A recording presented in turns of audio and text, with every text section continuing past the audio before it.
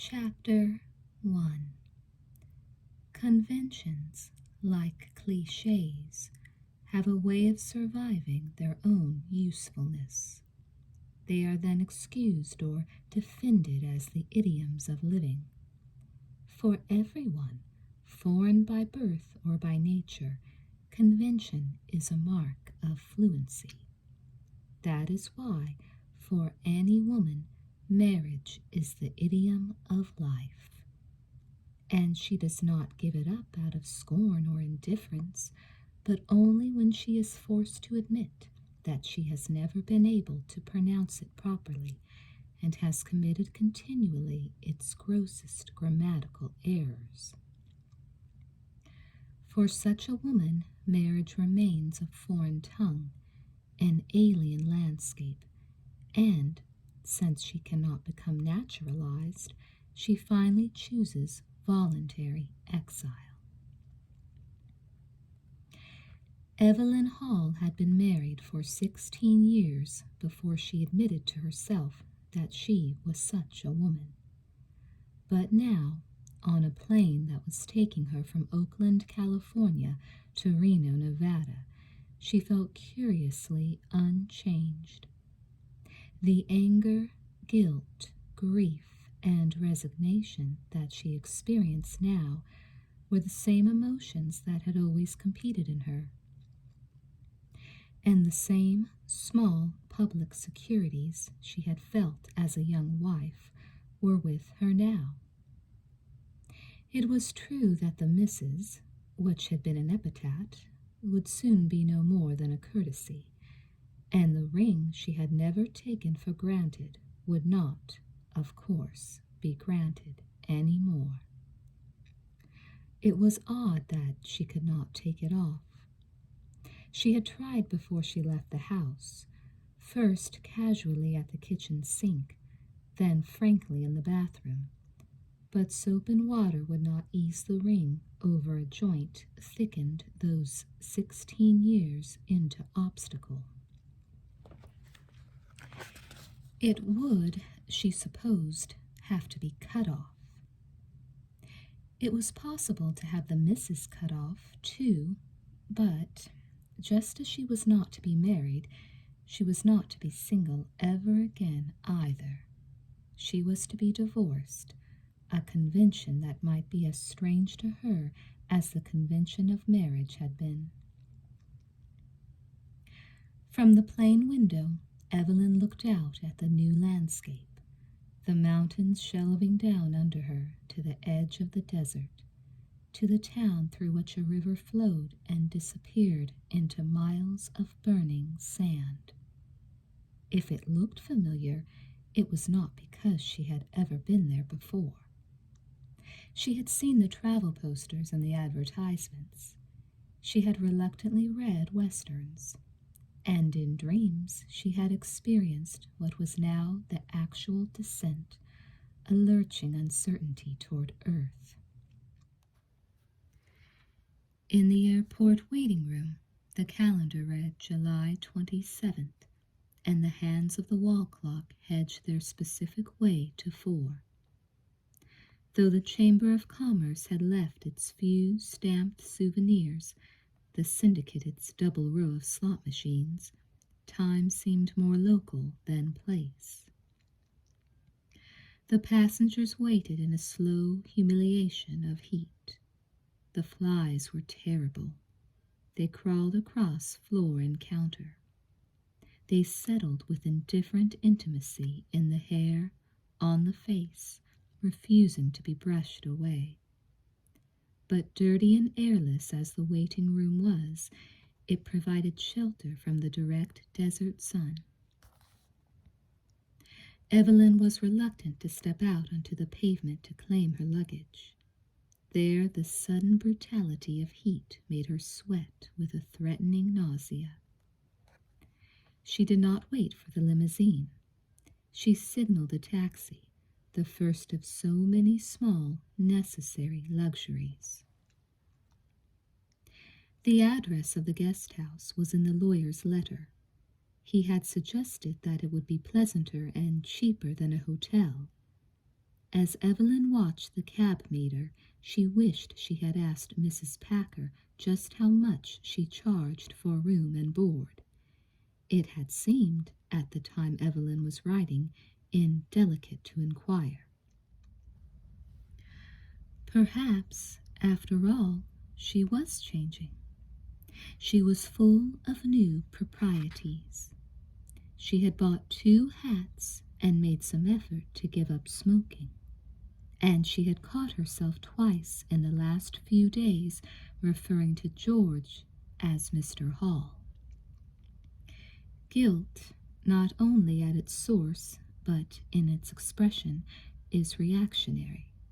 For years she had kept it in her house, as dull, vague, and persistent as the company of a cat. But now, more sharply focused, it struggled to become righteous indignation. The billboards advertising restaurants, outrageously expensive motels, and gambling casinos only mildly offended her, but she was truly angered by the jewelers' exaggeration of their wares along that wide desert highway. Wedding rings were as big as hula hoops or moon gates, to play with, to walk through, to roll down a hill. And the all-night jeweler claimed to be just doors away from the famous neon chapel, which offered, in great block letters, 24-hour service, including a minister, flowers, a photographer, and witnesses. Perhaps they also supplied spare brides and grooms. As the billboards dwindled to the edge of town, they were replaced by the actual buildings, more substantial and garish than their copies. Evelyn was almost grateful for the occasional familiarity of a supermarket or used car lot. The cab turned off the main street into an ill-defined neighborhood of smaller public buildings, newly shadowing the few private houses where homemade signs offered music lessons, alterations, and tea. There was a deserted school, a tall building with small windows, surrounded by a blank, baked earth yard. Over the roofs of the next residential block, there was the inverted exclamation mark of a church spire. It was Sunday. As the cab pulled up to the curb, Evelyn looked out at a large, gray house set back from the street, silly with window boxes. She would not let her body falter as her mind did. She got out of the cab, paid the driver, picked up her suitcases, and walked quickly toward the house. Frances Packer opened the front door. She was a small, round woman in her 50s, mother-faced, proprietary. She greeted Evelyn by name and then called to her son, Walter. He came into the hall from the living room, a tall, square, bland-faced boy blinking into the sunlight, the Sunday funnies still in his hand. He reminded Evelyn of so many anonymous youngsters who lounged somehow comfortably in the restrictive chairs at the back of her lecture room day after day, year after year, repeating and spreading themselves like perennials. "Will you take Mrs. Hall up to her room, dear?" Then she turned to Evelyn pleasantly. "Dinner's at 5. "That's fine. I'll just have time to wash." The upstairs hall smelled faintly of incense, but it was cool. The room Walter showed Evelyn into was large and leaf-dappled. The double bed had been modernized, the headboard removed, the footboard now serving in its place, so that the bed settled quietly and, less importantly, into the floor space. No longer a stage for a production, now a simple place of rest. It was the antique secretary in the corner that dominated the room. A social psychologist could not have designed a living space more appropriate. "The bathroom's right next door. There ought to be clean towels just inside the closet there," Walter said, as he put one suitcase on the luggage rack at the foot of the bed, the other across the arms of a chintz chair. "Don't smoke in bed. There isn't any fire escape. Put toenails in the ashtray, and don't keep pets. Meal times and other house rules are in the printed folder in the Gideon Bible by your bed.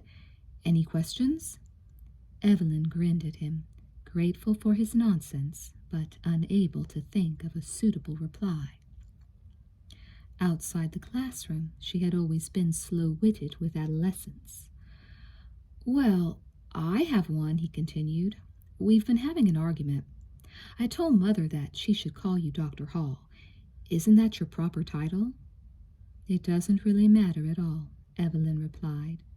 She was one of the few women she knew who preferred Mrs. to Doctor, perhaps because her marriage had been more difficult than her Ph.D. to achieve and maintain. Then, too, George had been sensitive about it. Walter was right, of course. Doctor now was her only proper title, but it seemed too easy a solution, or too ironic. "If you come down about 1:45, that gives you 15 minutes. There'll be sherry in the living room." "Lovely. Thanks." As Walter closed the door behind him, Evelyn took off her hat and opened one suitcase to find her cosmetic bag. In the large, clean, old-fashioned bathroom, she discovered the source of the incense. Airwick or a pine deodorant would have depressed her, but incense was her great-aunt Ida, maiden and militant, who had lived alone in a house very like this. But she had mastered the master bedroom with nothing but her own royal virginity, which had deserved the stage, unaltered on what she had been conceived. The bathroom, just like this, had fascinated Evelyn when she was a child, but she was never allowed to use the incense. Like snuff, like wine, like perfume, it was for adults only. Though now Evelyn had no intention of offending the air with more than the scent of her own soap, she could not resist the temptation to light a small stick of it and set it in the stand, candle of corporal service, in memory of Ida. But the odor, confined in the room, caught in her throat. She had to put it out. "Ah, Ida," she said softly, "it's true what you used to say. We are a weaker generation." Evelyn looked at the tub, long, deep, claw-footed, and realized how much she wanted a bath. But there wasn't time now. After dinner, she could be leisurely. As she went down the stairs, cooler, cleaner, if not quite refreshed, the voices in the living room sounded cheerful. It might, after all, be quite a pleasant place to stay. The thought that she might actually enjoy herself had not occurred to her before, and, irreverent as she considered it, she did not rebuke herself. "So, there's a new arrival, is there?" It was a woman's voice, young and mock-cheerful. "Delivered, as every one of them is to this house, full-grown and female, out of our all-fathers racked brain. And she looks like me." There were only two of them, Walter struggling up out of a deep armchair, and the girl whose voice Evelyn had heard. She stood in a cage of sunlight by the bay window. Evelyn smiled, consciously amused and invulnerable because the girl was as young as a student. But as she turned, embarrassed and apologetic, to Evelyn, Evelyn was startled. "Dr. Hall, this is Ann Childs," Walter said. "How about some sherry? Would you like a cigarette?" "Thanks," Evelyn said. "Hello, Anne." "Hello." Anne stared at her.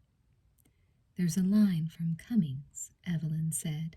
"Hello is what a mirror says." "We do look alike," Anne said. "Frances was right, don't we?"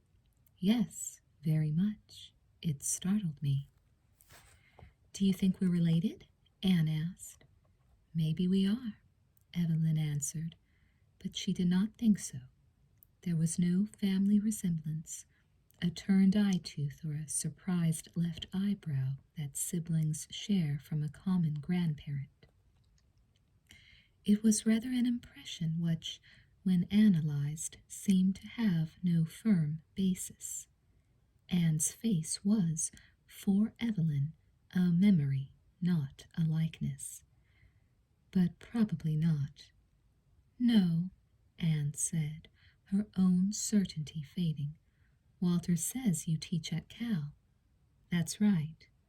What department? English. Walter handed Evelyn a glass of sherry.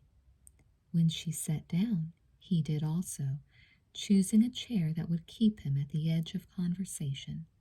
But Anne continued to stand. Perhaps it was the strain of looking up at her.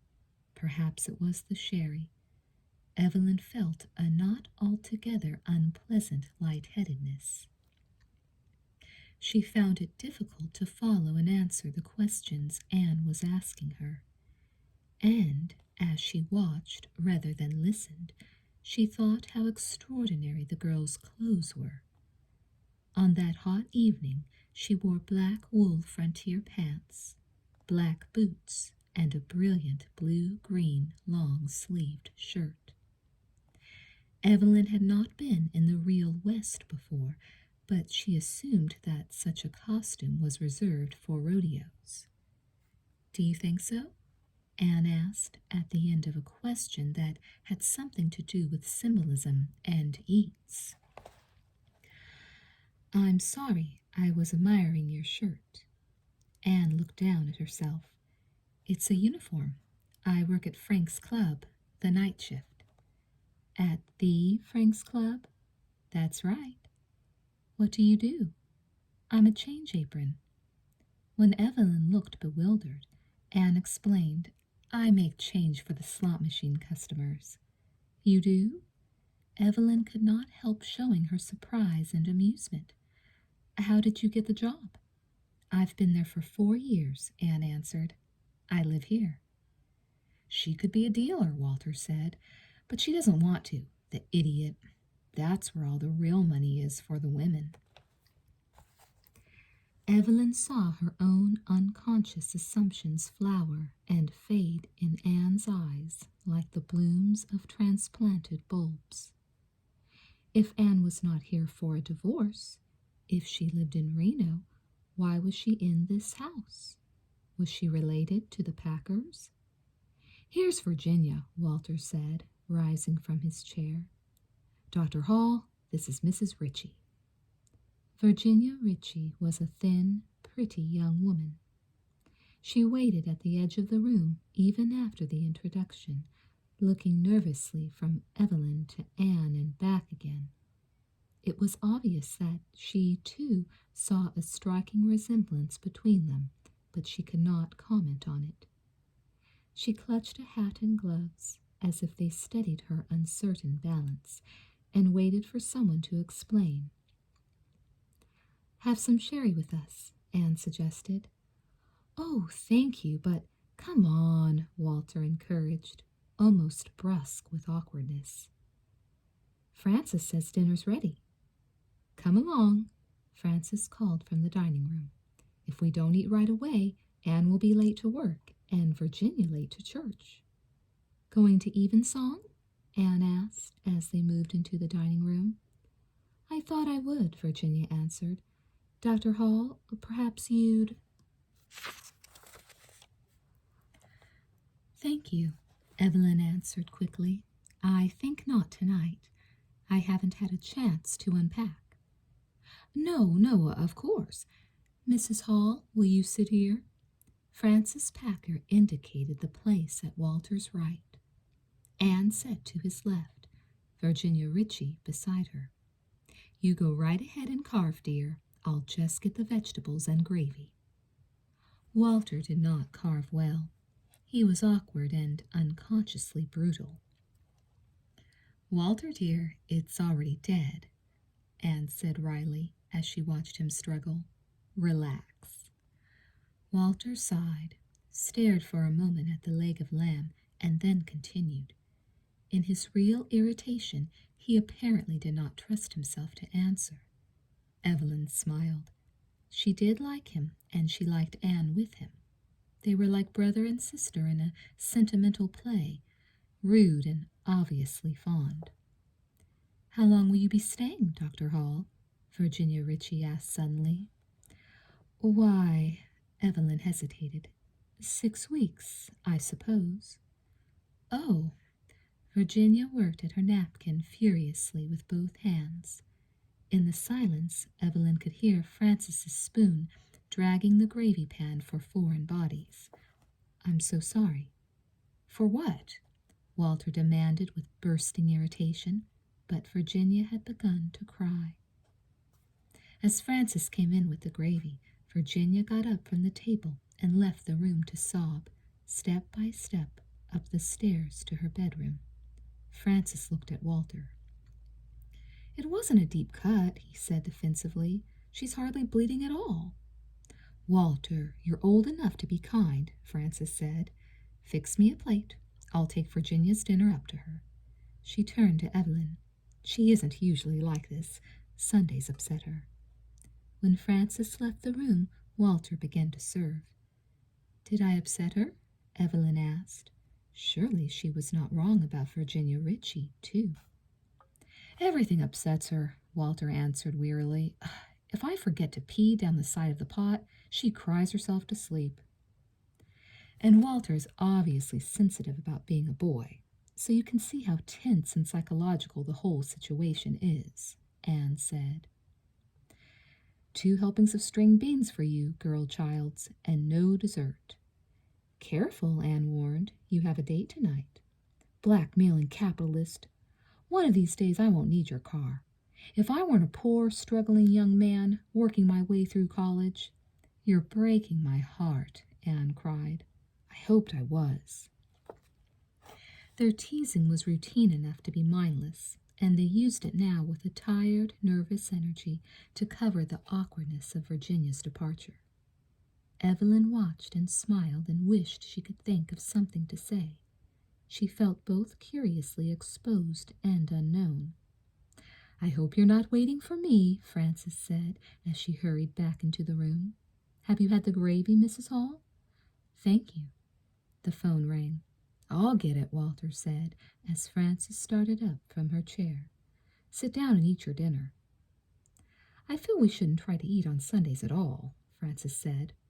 "Walter says I'm a compulsive eater, but when I suggest—" "It's a long distance for Virginia. Shall I call her?" Walter looked into the room from the hall. "Well, yes, do. I suppose so. But don't yell. Go up.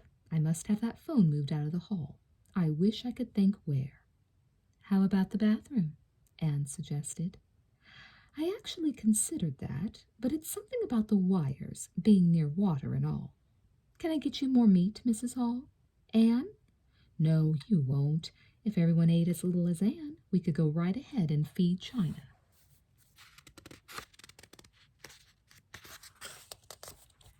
"That's my theory," Anne answered.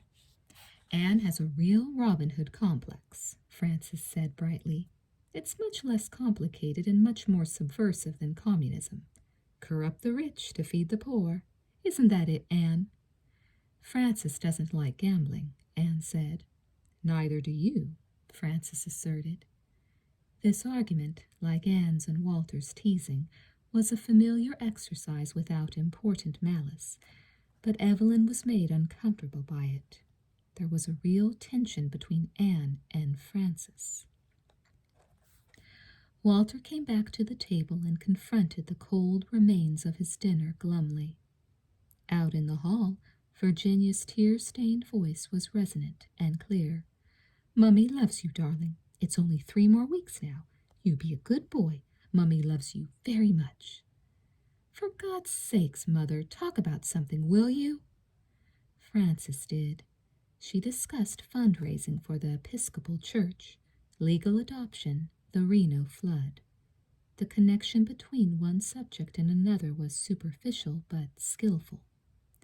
If Frances was extravagant in her subject matter, she was not undisciplined.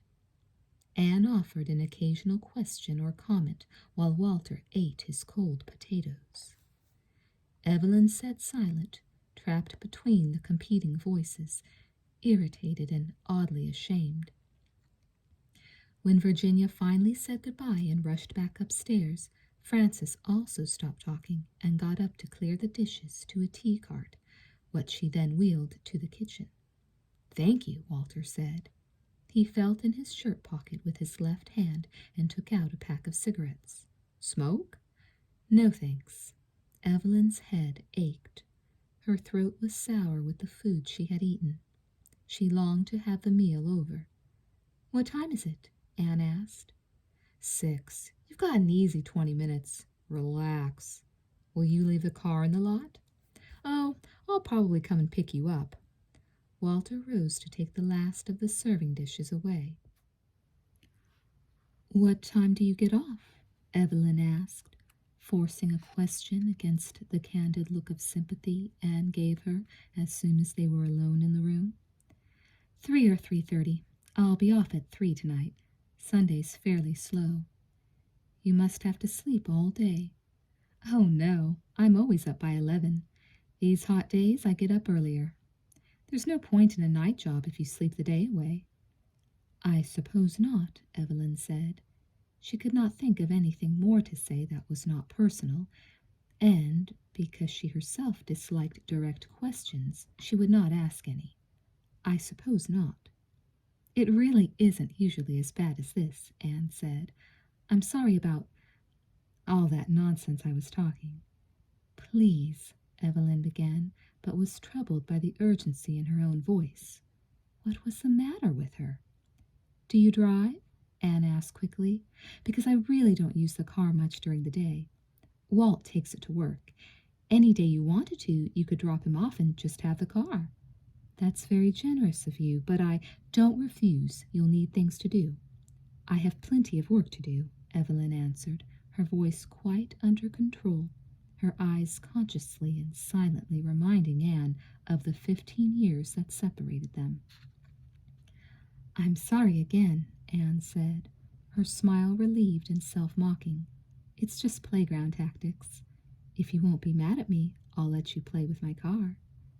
I shouldn't suppose anyone stays mad at you for very long, Evelyn said, her voice still adult, but fond, as if to a child. Frances came in with a berry pie. Walter followed with the coffee. Now you have plenty of time, Anne, Frances said. You're to eat a piece of pie. I didn't say I wouldn't. She never wants dessert, Frances said to Evelyn. She never did, not even when she was a little girl. Walter imitated an expression of maternal concern. Anne looked down, demure. Frances, unnoticing, cut the pie with haphazard generosity, and they ate. After Walter and Anne had hurried off, Frances suggested a more peaceful cup of coffee in the living room. Evelyn raised the question of payment almost at once. I charge $65 a week. Fine, Evelyn said, a little too quickly. She had not really put her mind to any fixed amount, but her only experience with room and board had been the price set for students in Berkeley. She was therefore startled. Shall I pay you in advance? A week at a time. If you make other plans, just give me a week's notice. I'm sure I'll be quite comfortable here, Evelyn said. I'm glad, but sometimes, well, people change their minds. Do they? Evelyn asked. Well, yes, I suppose they might. Yes. The silence invited Evelyn to say something about herself, her own situation and intention. Let me get my checkbook, she said abruptly. That's not necessary. Tomorrow's plenty of time. I mustn't keep you then, Mrs. Packer. Evelyn got up. Do call me Frances. Of course you want to unpack. You run along. If there's anything you need, just let me know. I usually make tea around 10 o'clock. You come down if you'd like to, or before. I always like company, so don't ever feel you have to be alone. have to be alone, Evelyn thought as she closed the bedroom door behind her. If she had known how much she would have to pay, it worked out to almost $400 for 6 weeks. She could have stayed in a hotel.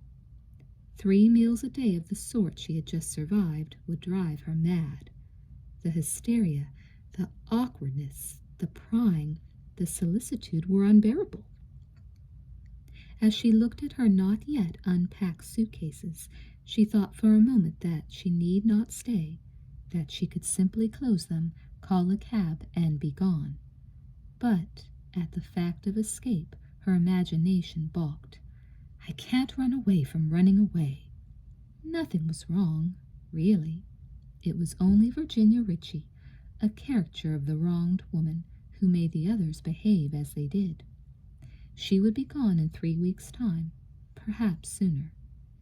Evelyn wondered why it had never occurred to her that, once in Reno, a woman might change her mind.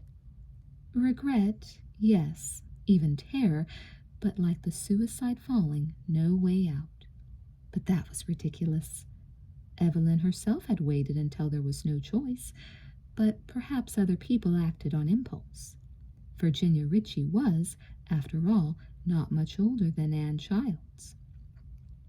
All right, I admit it, Evelyn said quietly in answer to a thought she was not allowing herself to have. Anne was almost young enough to be her own child, but only a parent could be allowed to feel tenderness for his own likeness.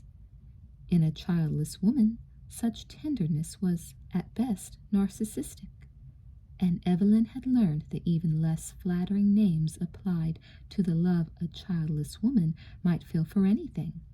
Her dogs, her books, her students, yes, even her husband. She was not afraid of the names themselves, but she was afraid of the truth that might be in them. This resemblance was, she knew, not a trick Need had played on her.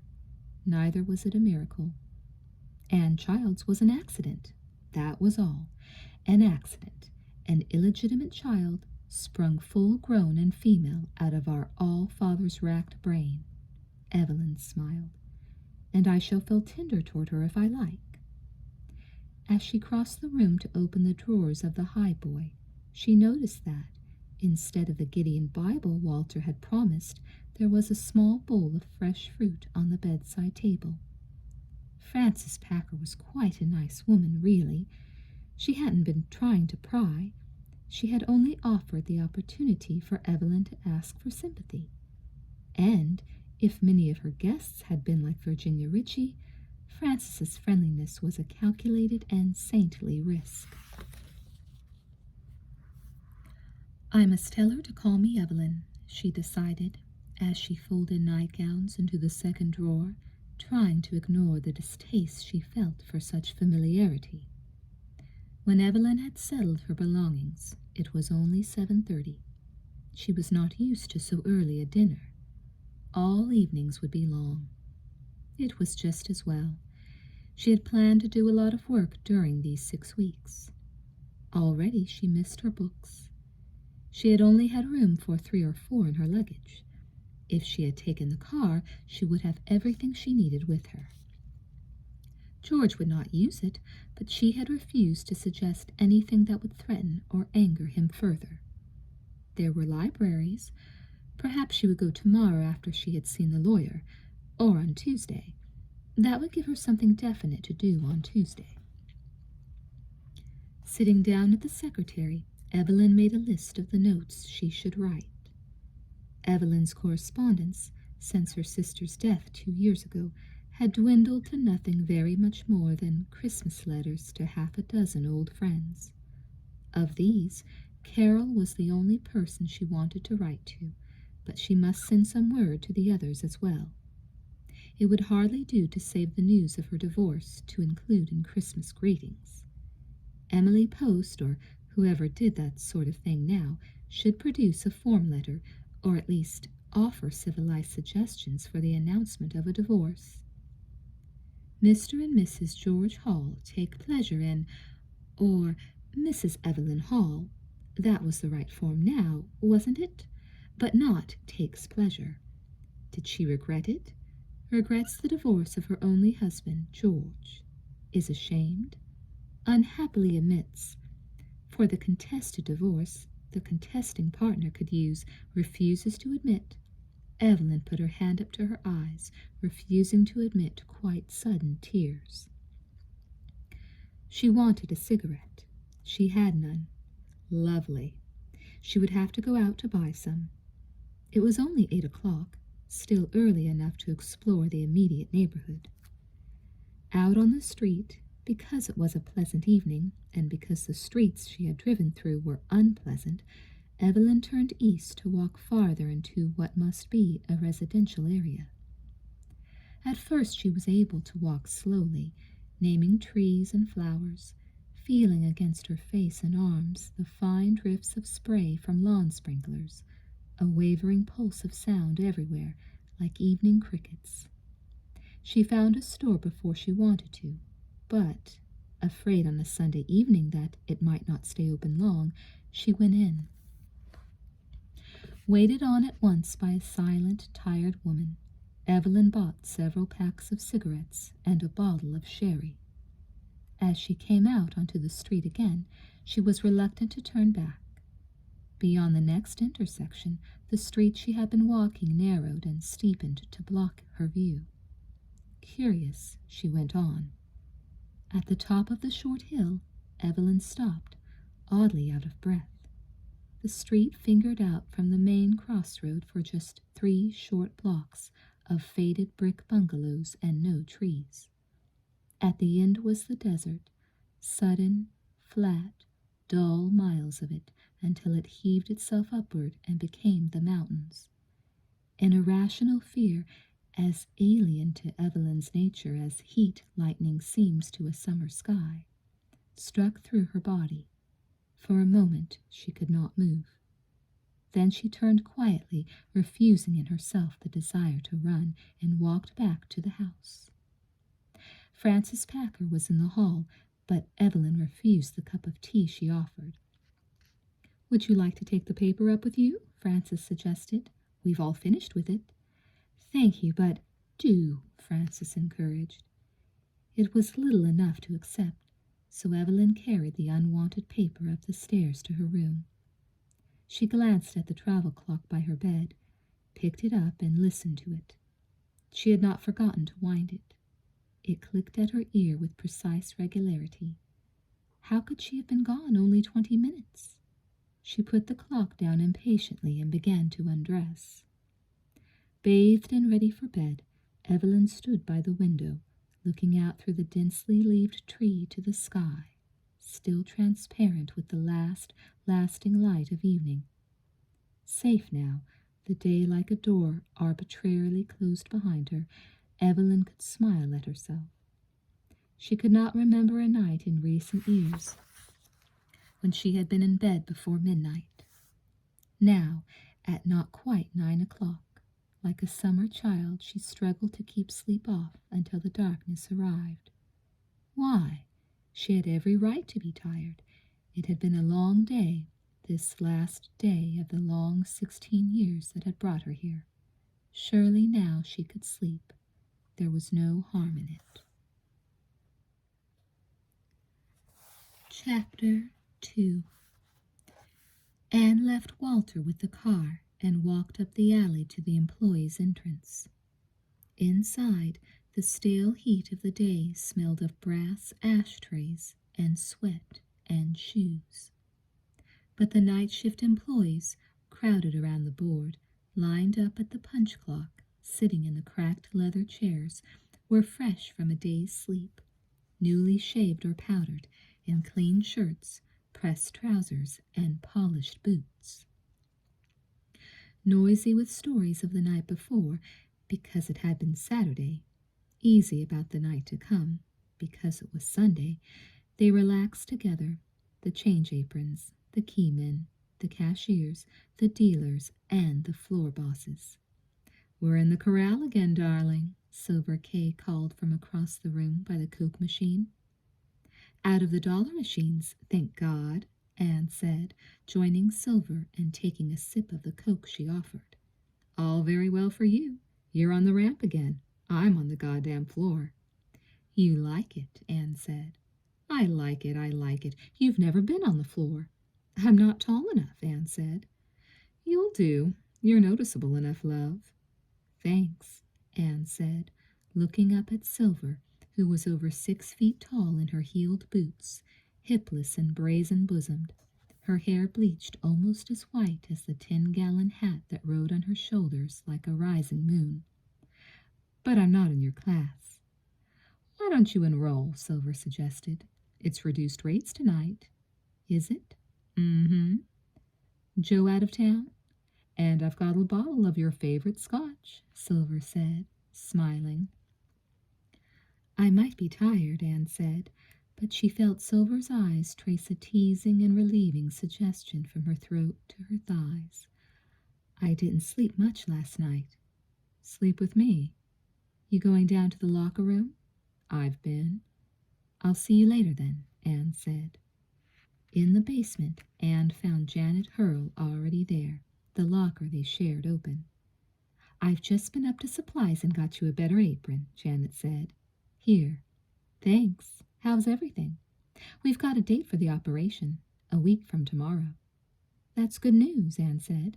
Have you got time off? Do you think I ought to ask, Anne? They might just say I needn't come back. But you have to be with the baby, Anne protested. Ask Bill. He'll understand. He can work it for you. I was late twice last week. So you were late. I can't lose this job, Anne. I've got to have the money. And Ken can get off. He's already checked with his boss. He can have 10 days. 10 days isn't enough, is it? No, but by then we'll know. If he's going to live, he'll live. He'll live, Anne said. Your name's crooked. Janet undid the plastic nameplate. Frank's Club introduces a picture of a covered wagon. Anne. She repinned it neatly over Anne's left shirt pocket. There. You see Bill tonight. It won't hurt to ask. Janet nodded, uncertain. She closed the locker door. Well, here we go again. Anne would have spoken to Bill herself if Janet's uncertainty had been a simple matter of time off, but 10 days away from work meant a loss of about $100. She and Ken had not finished paying for last year's operation. They were buying their child's life on the installment plan without so much as a 30-day guarantee. Well, Frances was right. Anne did not like gambling, but the sort people indulged in at Frank's Club, even when they lost more than they could afford to lose, was innocent enough. And at least here they knew the odds. Great signs in the lavatories announced, "Remember, if you play long enough, you'll lose." And pamphlets handed out to customers carefully explained the varying disadvantages of each game. It was all a public relations stunt, of course, a way the establishment denied that it was the house of Mammon in the city of Dis. But it was honest advertising. No university published the odds against learning, no hospital the odds against surviving, no church the odds against salvation. Here, anyway, people weren't being fooled. They were told that no one was intelligent enough, or strong enough, or blessed enough to be saved. Still, they played. As Anne and Janet reached the top of the stairs, their way was blocked by a small crowd of employees, watching Silver give instructions to a new girl. Look, kid, out on the floor it's hell. Ask anybody. Isn't that right, anybody? Several nodded, amused. For instance, it gets so crowded one woman passed out and had to ride 2 floors on the escalator before she had room to fall down. I'm not kidding. Am I kidding? The others shook their heads. One Saturday night, some very cooperative customers helped us carry out 10 drunks. We didn't find out for an hour that those 10 drunks were slot machines with coats and hats on. Tricky, eh? But what you've really got to watch out for is pickpockets. Now, do you know how to walk to keep off pickpockets? The youngster shook her head. Watching Silver, she tried to cover her fear with a mild skepticism. You hook your thumbs like this. See? Silver demonstrated, her thumbs in her pockets, her hands cupped over her hip bones, and use your elbows to keep them clear. She walked half a dozen steps. Now go ahead, try it yourself. The girl hesitated. Go ahead, I said. You have to learn. She's right, Anne said. You couldn't learn from anybody better. Silver was a pickpocket before she came here. Only as a hobby, Silver shouted above the laughter. Only as a hobby. And she's proud of her amateur standing, because next year she goes to the Winter Olympics. Anne turned to find Bill standing behind her. Yes, Bill? I want you to take the new girl tonight. I like that, Silver said. Here I am, volunteering my long experience. But you're in good hands, honey. Anne will take care of you fine. This is Joyce, Anne, Bill said. She's got all her things. Her card's in. Anne will show you just what to do, Joyce, and I'll come by later and see how you are. Joyce, rescued from Silver's towering burlesque, turned to Bill's protective male height with gratefulness and relief. And, because she obviously did not want him to leave her, he walked across the alley with Anne and Joyce.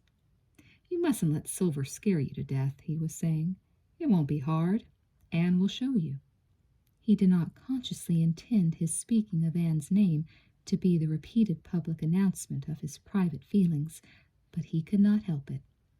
Anne moved away a little to be out of range of his tenderness, because she could not accept it from him any longer. It touched her like a minor fear or pain.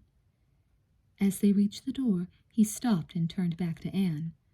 I've left my ledger, he said. I'll see you later. Is he married? Joyce asked. No, Anne said.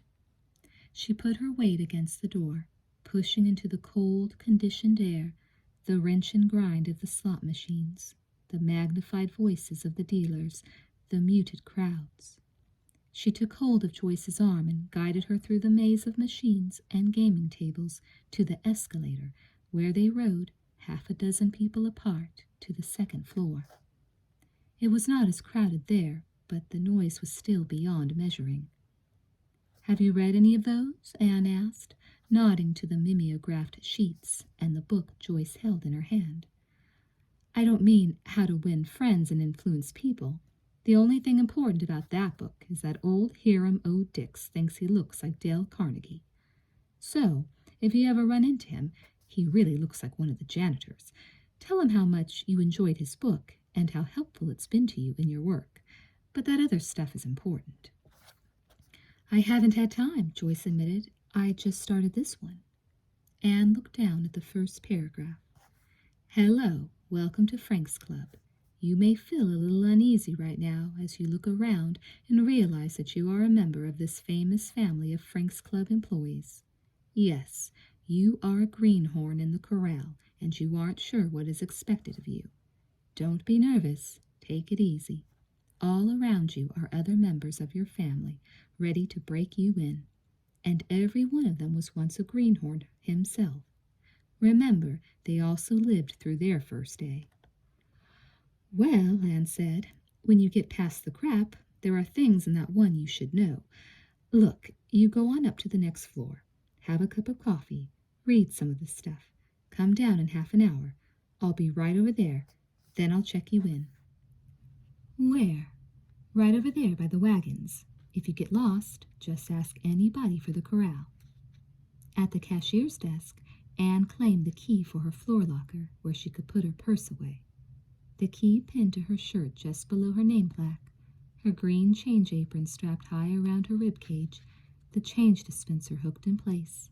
She went back to the cashier's desk to check out her money. Janet was already there. $500 tonight, the cashier said, shoving a setup, an IOU, and a free pack of cigarettes to each of them. How's the kid? He's going to the hospital in a week, Janet said, counting the money carefully before she loaded her apron. San Francisco? Yes. Well, he's getting the best a kid could have. Hear you had a fight with my ma last night, Anne. That's right, Anne said. I didn't think she'd tell on herself. She thought it was funny. She always says, if I'm tanked, I just stay near Anne. She's unlucky as hell, but she keeps me out of trouble. Anne smiled. She had finished counting her money and was signing her IOU. I'll be back in about half an hour to check a new kid in, okay? Sure. Silver stepped up to the counter just as Anne and Janet were ready to go on the floor. Well, you'll have an easy time of it tonight, she said to Anne. I don't need her. I wish Bill had given her to you. But she needs you, darling. Just relax and enjoy her. Silver reached for the key the cashier was handing her. You give me the bottom locker and all. Anne moved Janet away from what was to be one of Silver's graphic threats. Really, Janet said, I don't wonder they took her off the tables. She should be fired. Oh, Silver's all right. She's vulgar. Sure. Anne, why do you let her make all those remarks? What remarks? She's always at you, suggesting things. This isn't a church sewing circle, Janet. It's a gambling casino. Well, there are a few decent people around. You, for instance. Because I have a limited anal vocabulary? Shit, Anne said softly and grinned. I like Silver. Janet smiled reluctantly and shook her head. All right, I'm a prude. I know it. I don't like her. I don't like her at all. Of course not. Janet was a faculty wife at a small, isolated college across the border in California. Nowhere was decency more honored and protected than at these little cultural outposts built on the ruins of old mining towns in the crude, uncultivated mountains. The only way Janet could bear the degradation of her job was to suffer not only the 90-mile drive over the empty desert, the 50-pound weight she packed across her belly for 8 hours each night, the lack of sleep, but also to suffer the world of the club and all its corruption with martyred indignation. Anne was her only friend, and even with Anne she suffered, not allowing herself Anne's company for so much as a glass of tomato juice at the bar. Of course she hated Silver, who used to run a house in Virginia City. I got sick of administration, Silver would say. I'd lost touch with the people. But Silver was as sensitive to Janet's disapproval as Janet was to Silver's vulgarity. Yet Silver admired Janet, perhaps even loved her in the gross sentimentality she had for suffering. Everything Silver thought or felt or did was gross, and she knew it. Her attitude toward herself was one of helpless indulgence, and Anne's attitude toward her was modeled on Silver's own. Janet and Anne separated to take positions on their assigned ramps. How's it been? Anne asked the girl she was relieving. Slow, the girl said, stepping down into the floor. I wouldn't want every day to be Saturday, but 8 hours is a hell of a long time with nothing doing. I'd rather work downstairs. How long's he been here? Anne nodded to the single customer in the area, a young man who was playing 3/4 machines at once. Him? 3 hours, maybe. How much has he lost? Oh, he's got lots of money. He's changed a couple of 50s since he's been here, but he doesn't tip. He doesn't talk either. Real friendly. Anne stepped up onto the ramp, careful of the weight and swing of her apron. Remember, they also lived through their first day. No one had told Anne, on her first, that a quick turn with the swinging weight of 50 pounds could knock you down. Only a slot machine had saved her, and she had had nightmares for weeks after that. Falling down the escalator in the brutal storm of $600 worth of change with the floor boss, Bill, standing at the bottom waving her IOU. Was it a more significant anxiety dream than she had thought? Or prophetic? Anne looked down at the young man who had put his hand up but would not look up.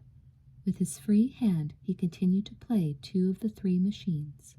Anne walked over to him, bent down to the machine to check the jackpot reading and the number. Then she returned to the center of the ramp, reached for the microphone, and called the jackpot into the board. As she spoke, she could hear her own voice, separated from her, magnified over the noise. A key man came to pay. Anne witnessed.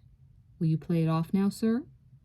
The young man, still not looking at either one of them, stuffed the bills into his pocket, put a quarter in the lucky machine, and returned to the full rhythm of his work. "You'd think he was getting paid the way he works at it," the key man said to Anne. "Maybe he figures it that way. Maybe." Alone, Anne leaned back against a slot machine to rest her back. She looked beyond the young man to the guns hung along the wall, the shelved violence of another time. In themselves, they did not interest her, except as shapes, but through other people who so often studied them, she had discovered nostalgia, possessiveness, fear, and she had sketched these attitudes into stances of the body in its alien clothes. Sometimes she overheard and remembered remarks of Freudian embarrassment exchanged between a tourist husband and wife. These had become the captions for at least 2 successful cartoons she'd sold to Saturday Evening Post. But now, without people, the wall was a meaningless pattern. Her eyes shifted away only to catch themselves suddenly in a ceiling mirror. There was her own face separated from her, but not magnified as her voice had been, instead made smaller. What a device of conscience that mirror was, for behind it, at any time, might be the unknown face of a security officer, watchful, judging, yet you could not see it. You could not get past your own minimized reflection. "I do look like Evelyn Hall," Anne thought, "and what does that mean?" "I'm ready." Anne started slightly, embarrassed. "Right, I'll take you over." She signaled to Janet to cover her ramp for a few minutes, then led Joyce to the cashier's desk. "Did reading some of that help?" "There's so much of it," Joyce complained. "I'll never remember it all." "I'll give her just $300 tonight," the cashier said. "Now, you count it, kid. Don't ever sign an IOU without counting it first." "What happens if I lose any of it?" Joyce asked. "Nothing," Anne said. "If it's over $10, the floor boss has to sign you out, but you don't have to make it up." "That's Bill?" "While you're working on this floor," Anne answered. "Won't I stay on this floor?" "Maybe, maybe not." "Count your money," the cashier said. Joyce resented the order, but obeyed it. Anne felt sorry for her. She was the kind of girl who would not learn to give the cashiers the respect they demanded. In return, they would make her work impossible. She would always be given the bottom floor locker. She would have to wait for change, and she would always be the last to be checked in or out. Delayed in her work, she would be criticized by the other change aprons. The key men would hold up her jackpot payoffs. The customers would complain. Anne watched her counting out her money and gave her a month before she quit or was fired. When they got back to the ramp, 2 or 3 other customers had joined the young man, who was as oblivious of them as he had been of Anne. "How old do you think Bill is?" Joyce asked. "That lady over there wants change." Joyce was clumsy and inattentive. Twice she gave the young man nickels instead of quarters. She could not remember machine numbers, and so called the wrong jackpots into the board. But she liked the microphone. It reminded her of this movie where this girl was announcing the trains, and this guy heard her voice and couldn't get it out of his mind, and just went back to the train station all the time to listen and try to imagine what she looked like. The 4th time Joyce called in a jackpot, one of the key men was sent down to complain. "Look, kid, you're not running the late-night show. You don't have to whisper. Speak up and get the number right next time." "What's the matter with him?" Joyce asked. The elderly gentleman who had hit the jackpot pinched Joyce on the thigh, winked, and handed her $5. She bared her teeth at him and slipped the bill into her pocket. "Take it out," Anne said quietly. "What?" The 5. You have to turn it into the cashier. She splits the tips at the end of the shift. Well, but don't you think I earned that one? Joyce asked, watching Anne. Why don't I just split it with you? Look, Anne said, do you see those mirrors? Behind any one of them, one of the security officers might be watching you.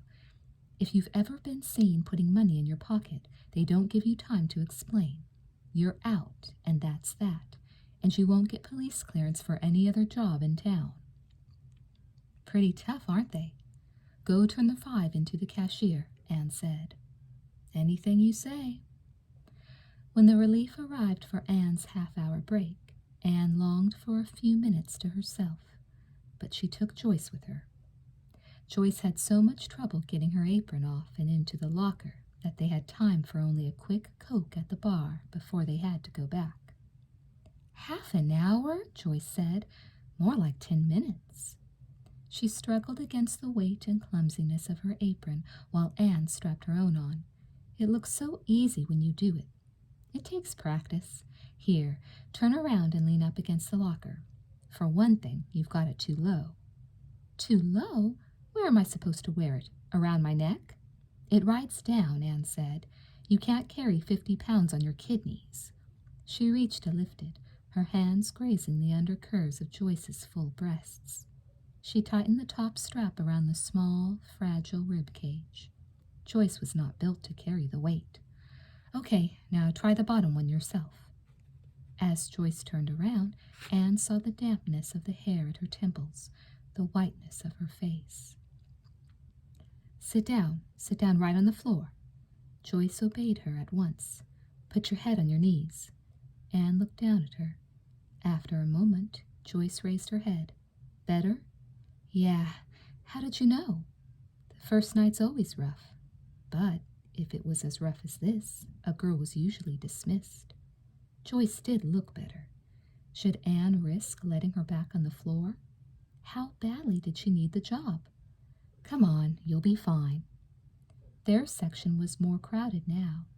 The young man had to guard his machines from tourists who did not understand that, in the etiquette of gambling, to put hands on another man's machine was a greater offense than to put hands on his wife. Anne was grateful to be able to keep Joyce busy.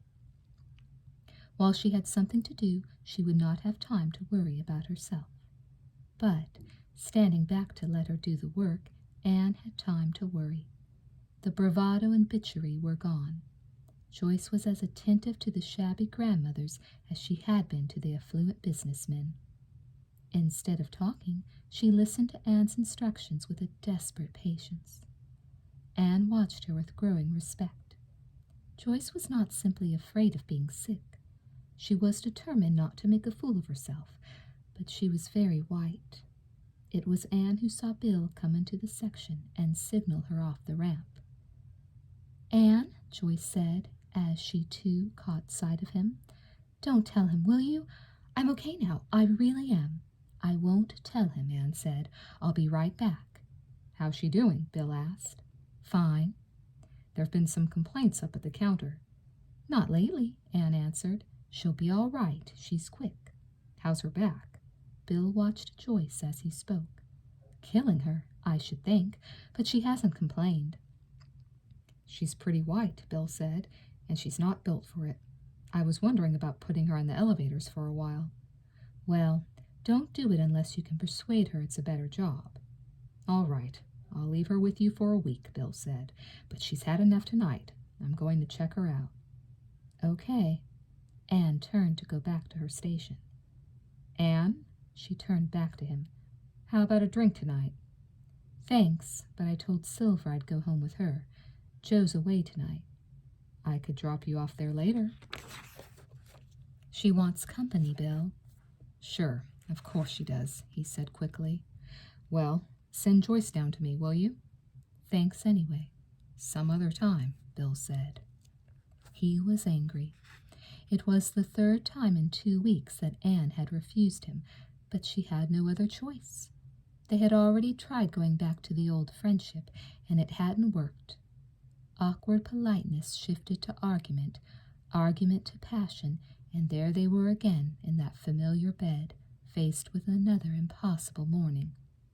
"If a wife is what you want," she had said to him, "go out wife hunting." But Bill did not know fair game when he saw it. If the woods were not full of virgins, there were, at least, a number of recognizable amateurs. Bill went from whore to homosexual back to Anne again. He was incapable of understanding a woman who did not want to marry, who could not marry a man she loved. And Anne did love him, and now she would not see him. Of course he was angry. "What did he say?" Joyce asked. "He says you've worked long enough for your first night." "You told him."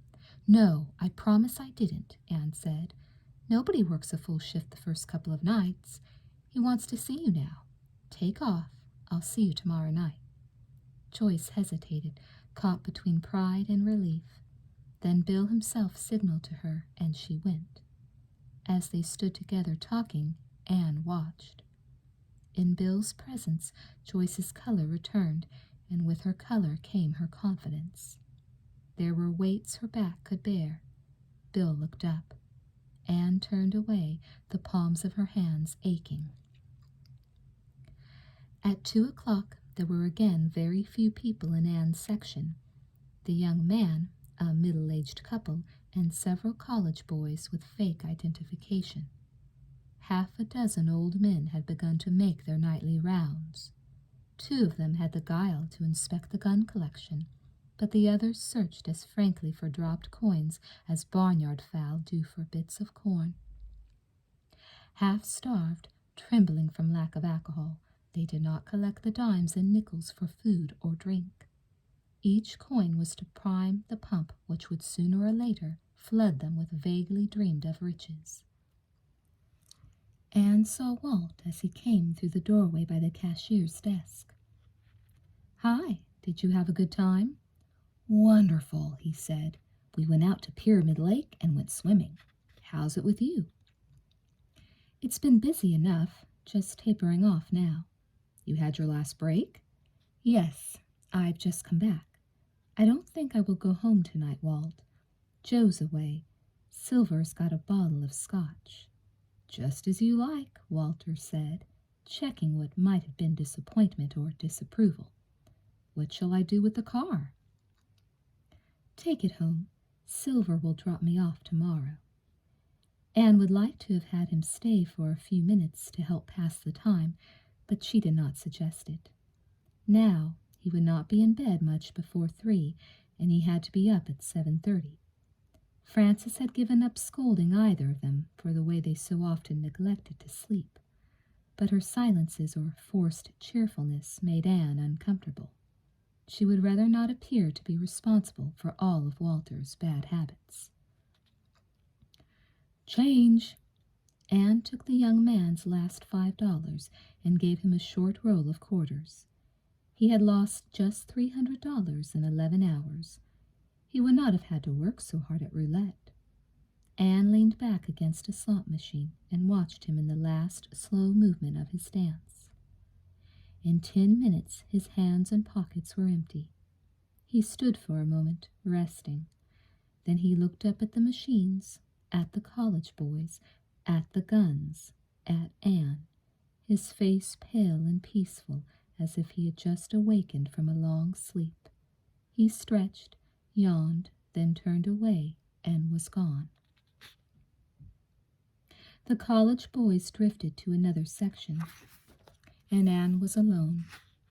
Slowly she began to empty her change dispenser, to count and roll the coins. Walter was home by now, sitting alone in the kitchen. Anne half wished she had told him to wait.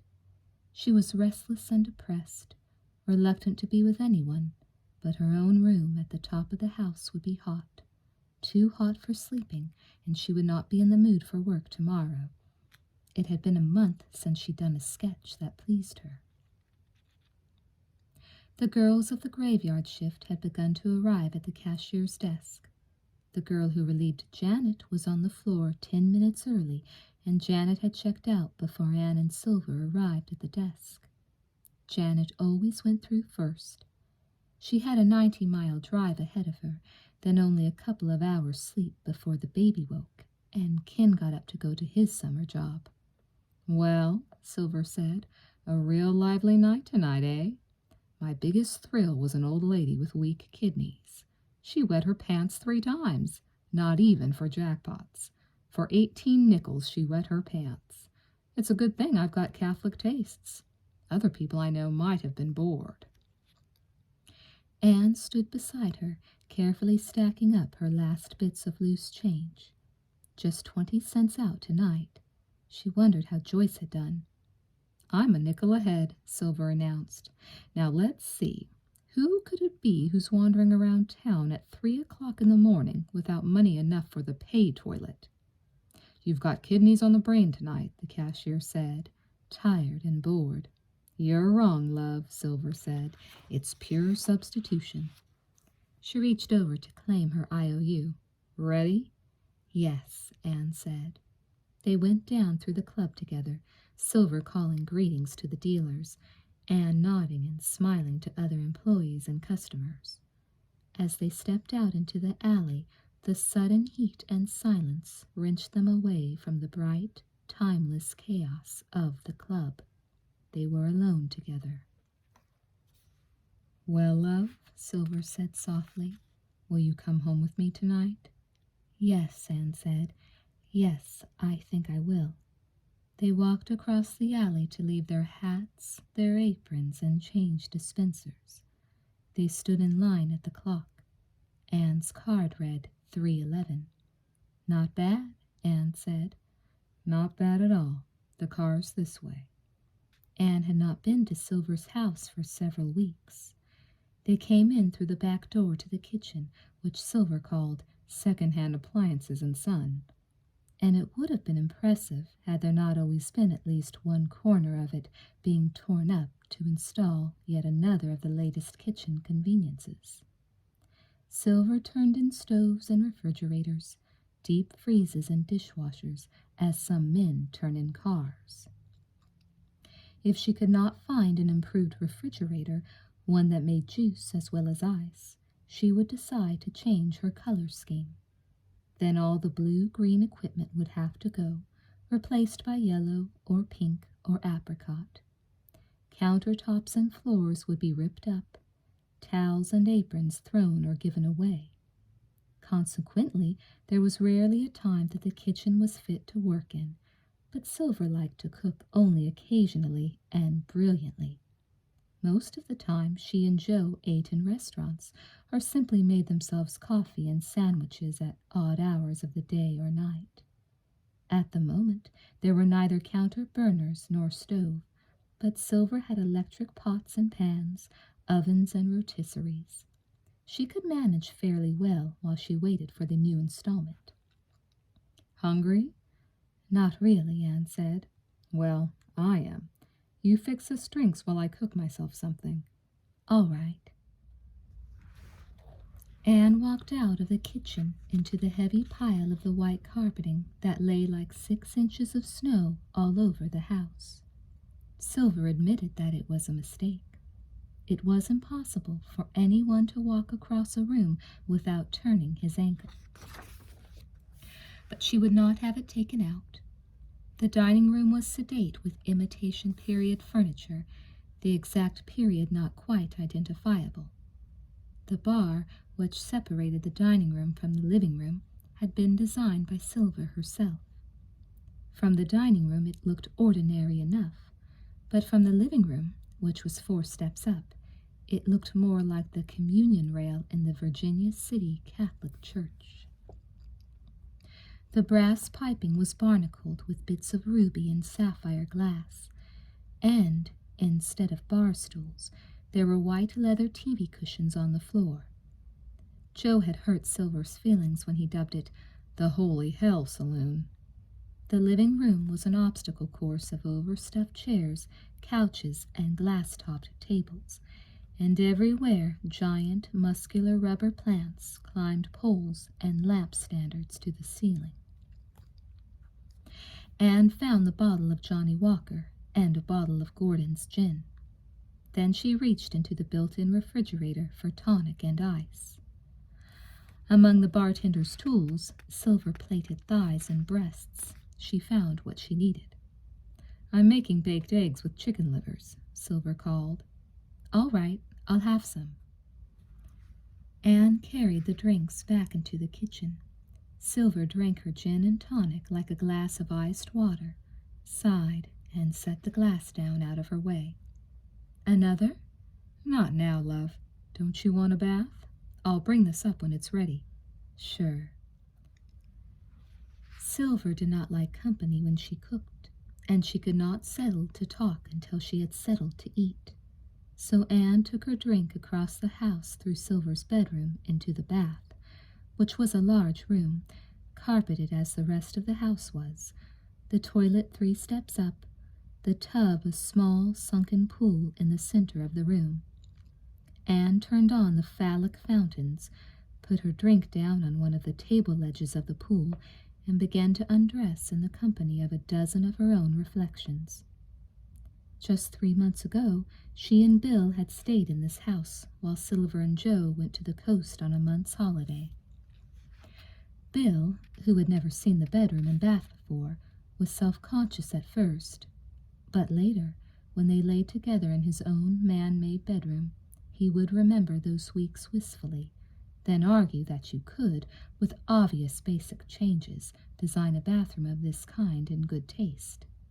"No white rug for rolling dry," Anne would say. "Why not?" "It's vulgar." "I don't think it's vulgar," he'd protest with the earnest defensiveness he had for his own tastes. "And certainly not a ceiling mirror. What would your mother say?" "I'm not planning this bathroom for my mother."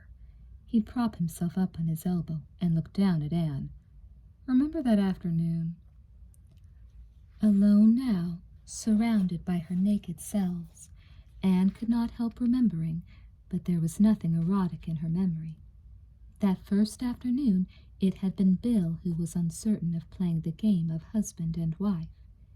He had been perfectly content before with the 2 nights a week they spent together, the occasional weekend away. He was afraid of the trap of familiarity, but how quickly he had adjusted. If Anne cooked, he washed dishes. If she ironed his shirt, he polished her boots. He even wanted her to read the newspaper to him in the morning while he shaved, and his tenderness, which had been strictly scheduled before, grew so habitual that he could hardly keep his hands off her at the club. Inspired by mirrors and fetishes, he was experimental. Passion became an engrossing hobby. He grew possessive, developed proud little jealousies. Perhaps she should stop working. Perhaps they should buy a little house of their own. Anne had not been surprised. Perhaps, in one part of her mind, she had even hoped this change would come over Bill. What surprised her was her own reaction. At first she had felt only a little restless, but gradually her uneasiness grew to a kind of terror, and she longed for the days to pass, for the moment to come when she would be free again. He would let her go. He would have to let her go. She could not live caught up in his love, tangled in his habits and needs until she could not maintain her own. The afternoon she remembered was the last. A dozen Annes and Bills coupling in this nightmare of mirrors, not looking directly at each other, but at the images of each other they found most exciting. One of those faces of Bill had spoken to her out of a mirror like a god commanding, "Marry me." "I couldn't, Bill. I couldn't marry anyone." The pool had filled. Anne stepped into the warm water and turned off the fountains. Half floating, her head propped back against the edge of the pool, Anne felt the muscles of her back relax.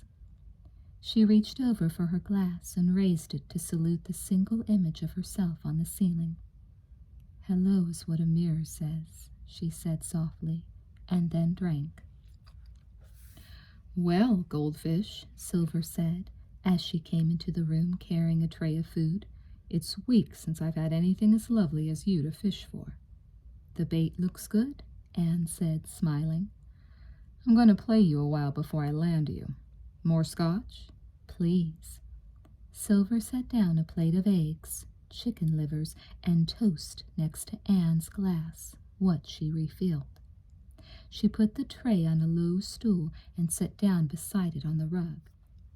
Sil, have you ever met anyone who looked like you? Like me? When God made me, love, I know he broke the mold. I broke it, Silver corrected. Ripped my mother from her ass to her navel. Anne smiled skeptically. Well, she died of me, poor soul. Somebody along the assembly line must have made a mistake. Maybe you were her double, Anne said. They say when you meet your own double, you die. The Magus Zoroaster, my dead child, met his own image walking in the garden. It's only a trick, love. We do it with mirrors. I don't think so. I met a woman today who really does look like me. I don't believe it. It's true. Well, if anyone's going to die of it, I will. Or she will, but you won't, love. You think I'm a bitch, don't you? Anne said quietly. No, but Bill's beginning to think so. What in hell are you doing to him? Nothing, which is terrible. If only he didn't want us to get married, Sil. If only we could just go on the way we were before, I could cope. I thought you were in love with him. Oh, I am. I am, in a way, or at least I love him, but I can't live with him, not all the time. He says whatever went wrong when you were staying here. Does he? Anne said, turning away from her food, resting her head back against the edge of the pool again. She focused her eyes beyond the mirror, trying to reach that unknown presence, that watchfulness beyond the glass. But all she could do was conjure up faces of doubt out of her own imagination. I don't know. I only know it is wrong. Don't you think that marriage just is wrong for some women? I used to, Silver admitted. For me, for instance. Men were my profession. I always had a woman until Joe. But you haven't married Joe. No, but I'm going to, love. You are? Anne sat up. But why? Well, Silver paused, watching Anne. I suppose underneath I always kind of liked the idea. One man, one woman, forsaking all others? It won't be quite like that, Silver said, smiling. But then, it never is. I should know. And who am I? Just a 2-bit cheesecake, to think it's got to be Jesus perfect for me or not at all? Don't you think Mr. and Mrs. would look good on our bath towels? Sure, Anne said softly. Sure, why not? Anne turned to look at her friend. We'd like you and Bill to stand for us. I'd love to, Silver. You know that, and I'm sure Bill would too. The only thing is, it would be nicer if you two were speaking to each other. Give me a drink. Let's drink to you and Joe. But on dry land, love. Silver stood up and got a huge white bath towel out of the cupboard. She held it up. Come on. What will this towel say? Anne asked as she stepped out of the pool into Silver's arms. Goldfish, Silver said. But I won't come any more after you and Joe are married. No? Silver asked, amused. No. You said the same thing when you started going with Bill. And I didn't come. Until you had a fight, Silver said. Fierce, noble little fish. You get caught, don't you? Then you get away, but you don't learn. The bait always tempts you.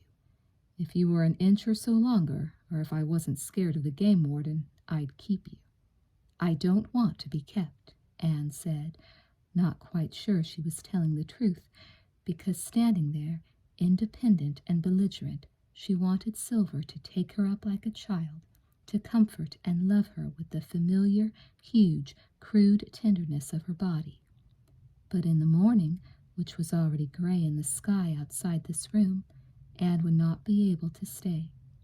She would struggle to get away, to be born again into that live uncertainty of her single flesh. I know, Silver said, as she picked Anne up in her arms. I know all about that. I always catch you at night and let you go in the morning. I love you. You love all the world, little fish. You think God made even the desert for you to swim in, but you want to be free. Chapter 3. Evelyn Hall woke early her first morning in Reno, refreshed. She lay for a while, watching the patterned shadows of leaves on the carpet, her mind still moving among the patterned shadows of dreams she could not quite recall. If she got up now, while everyone else was still asleep, the morning in the house would be her own for an hour. She could begin in control of the day. Dressed in the summer suit she had bought specifically for her first interview with the lawyer, her hat, gloves, and purse ready on the bed, Evelyn sat down at the secretary to sort her papers and to write a brief note to George. She found it easy to begin the letter. She described the flight, the drive into town, the house, the people in it, her room, her walk out into the neighborhood. As her thoughts returned to the crest of that short hill, she reached for words to explain, perhaps to explain away, what she had felt. It was fear, she wanted to say, but she did not know of what. Hybrid faithed of Jungian and Protestant, children of jackass and mare, George had often bitterly called them both. Evelyn had nevertheless felt, at the sight of that Nevada desert, a Catholic desolation. It was as if I saw, in fact, what I do not believe, she wrote.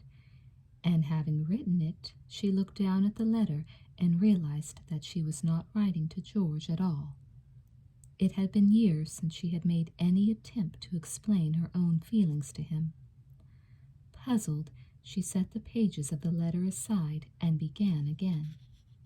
She wrote one short paragraph and signed her name. It was already after 8 o'clock. She would be late to breakfast. Though her appointment with the lawyer was not until 11 o'clock, Evelyn walked into town quite soon after breakfast. On the way, she stopped at a gas station to ask for a city map. She was only several blocks south of the river. Walking toward it, she passed the Reno Public Library and was tempted to go in, but she remembered having set it aside for tomorrow. The heat, at 9 o'clock in the morning, was already intense, but on a bridge that crossed the Truckee there was a breeze, and just the sound of the water made it seem cooler. It was certainly not an impressive river. Evelyn could hardly imagine this stream, which seemed to struggle over the rocks of its own bed, in flood strength. The high concrete walls, which served as its banks, left a natural margin of shore where half a dozen old men loitered. Were they fishing? 2 of them had poles, but the others were empty-handed. One looked up at Evelyn and shouted something she could not understand. Another laughed. Evelyn turned away quickly and crossed the bridge. She found it impossible to stroll down the street. There were already too many people like herself, obviously killing time. They drifted and then were caught by a window display, a newspaper stand, or a private uncertainty, but none of these could hold their attention long. Walking or standing still, they watched each other with speculative, ironic eyes. Evelyn herself became uncertain, then self-conscious. She had somehow lost control of the day. She hurried along as if she had somewhere to go, until she found herself in the crowds on the main street. Above their heads, each angling for its own space, were the huge signs of the casinos, baroque with unlighted bulbs, and everywhere, in waves above the noise of the crowds and traffic, came the downbeat of the machines. Whatever Evelyn had expected when she imagined this Monte Carlo of Nevada, it was not this false-fronted block of giant penny arcades, these rows of factories where shiftless consumers volunteered to operate money-eating machines for the establishment. Here was no seductive neon night where men of the world won and lost fortunes before women who drank scarlet cocktails to their victory or defeat. The men she saw could have been high school principals, or druggists, or house painters. One woman might have been her cleaning woman, another her mother. There they all were, these ordinary people, losing their groceries, their children's shoes, a week's rent, at 9:30 on this hot July morning. And they all looked as bored and at home as they would have been over the breakfast dishes or the morning's business mail. Evelyn walked on past one casino after another until she came to Frank's Club. It was no different from the others, neither more glamorous nor more frightening. Evelyn could have walked right in, right through the club, no more conspicuous than she would have been in a market or department store. If she felt dislocated, no one would ever know. Tempted only because she knew Anne Childs worked here, Evelyn did not go in. It would have seemed to her as intrusively curious as her investigating of Anne's room while she was out. And now, no longer able to imagine what a gambling casino might be like, Evelyn found the fact of Anne's working at Frank's Club a dragging weight on her already uncertain mood. She turned away to look for a place where she could get a cup of coffee, but she had to get off the main street before she found one. Before 11 o'clock, Evelyn had had several cups of coffee and had bought a cotton skirt and a bathing suit. She had not really enough money to buy anything, but she did not know how else to kill time. She had not been able to find a bookstore, and everywhere else, on the street and in shops and cafes, though she was inconspicuous, she felt vulnerable. Busy as she tried to keep herself, she arrived at the lawyer's office 15 minutes early. The secretary was middle-aged and solicitous. She offered to take Evelyn's parcels, moved an ashtray already within her reach, and, after Evelyn had begun to read a magazine forced on her, the secretary continued to chatter like a bird in a cage. Evelyn looked up, making her face a mask of polite interest, while she let an inner voice answer, "If you don't keep still, I'll strangle you and put you in a pie." "Here's Mr. Williams now," the secretary cried enthusiastically, as a small, gray-haired man in a gray suit came into the room. "Mrs. Hall's been waiting for you for 10 minutes. Evelyn had prepared herself emotionally for an Arthur Williams who would be rather like her dentist, tall, matter-of-fact, and gentle. She had always been fortunate in the men who officially surrounded her. Arthur Williams was quite obviously a new breed, and if he had given Evelyn time to think, she would have judged him a catastrophe. But his apology rode in over his secretary's scolding with such a force of Southern oratory that Evelyn could only be amazed. He was a caricature of a Southern gentleman. The manners of his background had become, in this climate, almost hysterical mannerisms. He flung open his office door for Evelyn, rushed past her as soon as she had stepped inside so that he could be in the proper position to offer her a chair and to bow with a final flourish at the end of his welcoming speech. But once the stage was set and he had settled himself behind his desk, there was no trace of his recent frantic activity. He smiled at Evelyn so pleasantly, so sanely, and spoke in so quiet a voice that her first impression of him took on for her the quality of an hallucination. "When did you arrive?" he asked. "Are you comfortably settled? Mrs. Packer is a nice woman, isn't she?" By the time he asked to see the papers, Evelyn's confidence in him was established. He made no apology for the silence that fell while he studied them, and, for the first time since Evelyn had arrived, she found herself able to relax in someone else's presence. She did not even feel that it was necessary to smoke. Instead, she looked about the office, which was quietly and handsomely furnished. There were no family pictures on Arthur Williams' desk, but hanging on the wall behind him was the framed photograph of an elderly man in judge's robes. He looked so like the man quietly reading that Evelyn decided he must be Arthur Williams' father. "Yes," Arthur Williams said without looking up. Then, "Yes," again. Any court would question this settlement without an explanation. Evelyn made no comment. "This is a settlement you agreed to?" he asked. "Yes." "You are at a disadvantage, of course, since you're the one who wants the divorce, but it's unusual for a woman not even to claim her share of the community property." "My only concern," Evelyn answered, "is to dissolve the marriage as quickly and quietly as possible." "And your husband agrees to an uncontested divorce only on these conditions?" "He's not well," Evelyn said, conscious of her need to defend George even now. "He's in debt." Arthur Williams wrote something down. Then he looked up and smiled reassuringly. "The papers are in good order. I've already made tentative arrangements with another lawyer to represent Mr. Hall in court. I understand you will pay that fee?" Evelyn nodded. "You'll need one witness who can testify to having seen you every day for the next 6 weeks. I'm sure Mrs. Packer would be glad to do that for you. Now all we need to do is to establish the grounds for divorce." "Incompatibility," Evelyn said at once. "There are no other grounds." "Yes. That isn't actually a legal term used in Nevada. Mental cruelty is the usual charge."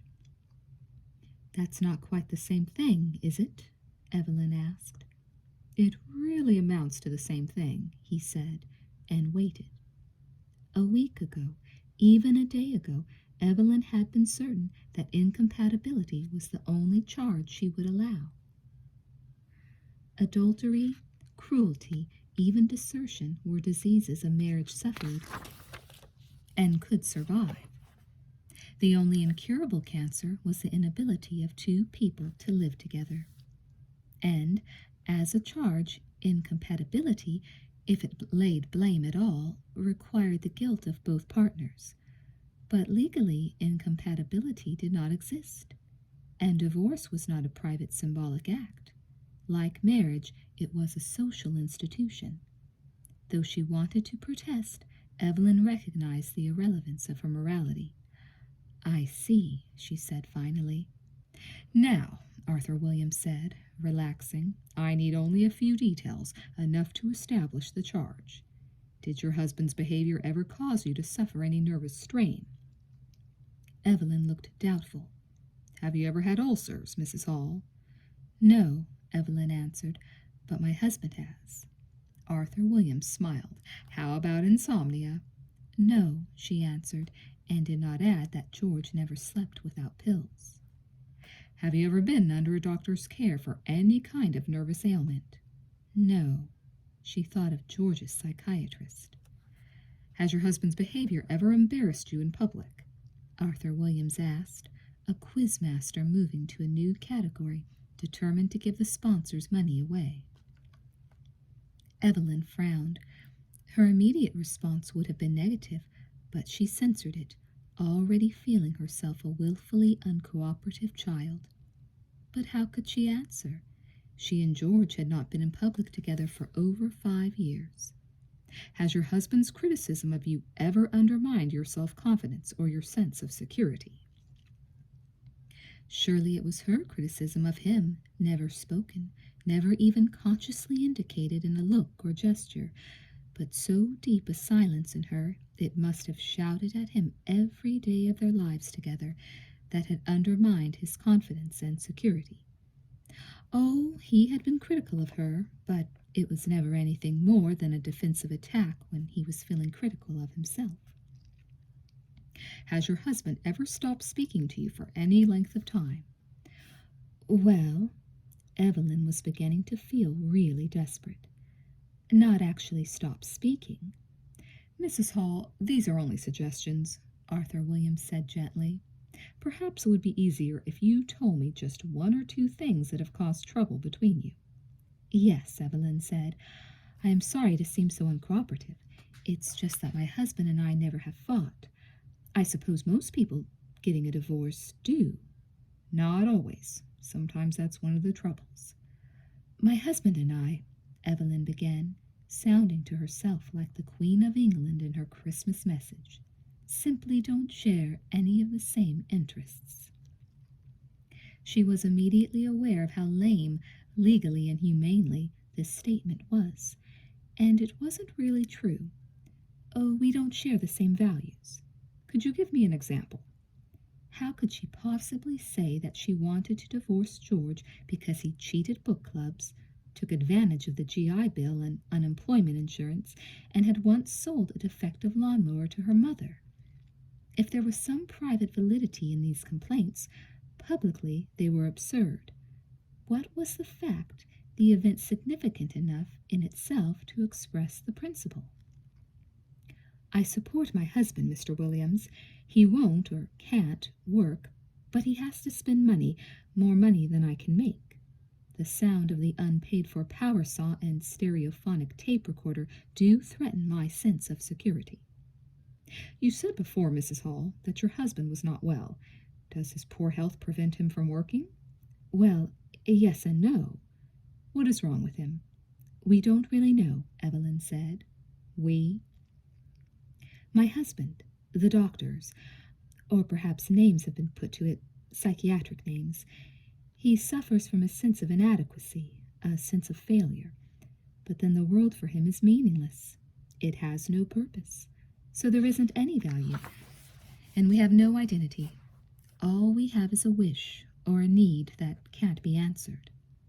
And that is what you mean when you say that you don't share the same values. That's what I mean, Evelyn agreed, but she felt uncertain. I could believe in despair if it weren't hungry, if it didn't feed on life with such an awful greediness. Let me see if I can't translate this into more practical terms. I think what you're saying, Mrs. Hall, is that your husband's emotional instability, his despair, has caused you deep distress, has, in fact, undermined your own living. Evelyn nodded. Now, he refuses to support you and furthermore incurs debts you cannot meet. Are there other things he's done, intangible things? How does he behave toward you? Is he affectionate? Is he thoughtful? No, I don't suppose so. I suppose he's indifferent, and yet he's dependent. He doesn't really want my company, but he doesn't like to be alone. He won't go out. He won't see people who come in. He sleeps a great deal, and reads and eats and buys machinery. Has he always been like this, Mrs. Hall? No, it's been a gradual thing. You see, for a while after the war, he was working on his Ph.D., trying to. I already had mine, so I taught. But it didn't go very well, and we began to have debts. He took jobs then, part-time jobs in stores and garages. Then he said he couldn't do both, so we tried to get along on my salary again. I don't know just when it was that we stopped pretending he was working on his thesis. It's years ago now, at least 5. Evelyn paused to think back. Still, she couldn't offer details, but she felt she was getting near the difficulty, near an acceptable way of saying it. I think that's all we need then, Arthur Williams said cheerfully. We can go to court 6 weeks from today. That's September 8th. He checked his calendar. So I should see you the Friday before. Then we can just go over the questions I'll ask you. It will be very simple. You'll just have to answer yes or no. That's all you need? Evelyn asked, bewildered. That's all. And, as he rose from his desk, he began again his frantic courtly ballet that was to accomplish Evelyn's exit. Out on the street, Evelyn tried to recall exactly what questions she had been asked, what answers she had given. It did not seem possible that Arthur Williams had enough information to establish any charge. What could he say in court? Is it true that your husband sleeps a great deal, Mrs. Hall? Yes. And you say that he is often indifferent to your company? Yes. He refuses to be entertaining to your guests? Yes. And he will not work? No. Yes. No. Of course not. But it isn't his fault. Why shouldn't he sleep? Why should he be entertaining? How can he work? The man is suffering. The man is dying. Divorce granted. Was that, then, all that was necessary to cancel the impossible vows she and George had taken and tried to live by for 16 years? George had promised to keep her, but she had promised to keep him too, and that was, anyway, the least of their promises. So little of their failure was willful. George could not comfort her. She could not honor him. What did she want of divorce proceedings, then? A systematic cancellation, vow by vow, of the marriage service? She did not know, but it should be something more or other than this. As Evelyn walked along the street, Arthur Williams' actual voice came back to her. The accent, the almost lazy legality of the phrasing. Have you ever had? No. Have you ever been? No. Has your husband ever? No. She had not been able to answer one of the questions he put to her in such a way as to make the divorce seem necessary or even reasonable. But if George had been asked, his answers would have persuaded any judge to set him free. George was the real victim of their marriage, so much the victim that he hadn't the courage left to want a divorce. Your Honor, I charge this man with what I have done to him. I charge this man with being a victim to my circumstance. I charge this man with ulcers, insomnia, psychosis, insecurity, isolation, and despair. I charge him with my guilt, which I cannot bear any more. Was there no legal term for this? Was there no social convention that could relieve the torturer's suffering? None. If this mock hearing did, in fact, set her free, she would still carry the mark of a strong, intelligent woman like the brand of Cain on her forehead. Evelyn looked up to find herself already approaching the house. She must have all but run those 8 blocks back, absorbed first in bewilderment, then in fury. She walked into the house and up to her room, what she confronted with indignation and defiance. Well, she wanted to demand, well. Well, what? There was nothing here to confront but the indifferent furniture. She looked around her desperately to find some place to put her fury down. Nothing here could receive it, nothing but herself. I must do something. There was nothing to do. At once, and for the first time, Evelyn realized precisely what that meant. She had done all there was to do. Arthur Williams did not want to see her again until the Friday before the hearing. But I must do something. Evelyn sat down in the chair and stared. Gradually the rage died away, and she was quiet and a little sick. There was work to do. She had 1 volume of Yeats with her. She would begin with that. Tomorrow she would go to the public library. Wednesday she would go to the university. With the books she needed, she would set up a schedule. Already she was conscious of measuring out the vital supply, rationing the hours that would keep her alive. Why did she feel so trapped? At any other time, 6 weeks would have seemed a gift. Now, because she had no choice, they were a sentence. Nonsense. She got up to get her book and felt again the sudden dizziness. It was the heat, the altitude. How lovely it would be to lie down on the bed, to sleep a while, but she mustn't do that. She had already discovered how long an evening could be. Sleep was too precious an escape to be squandered.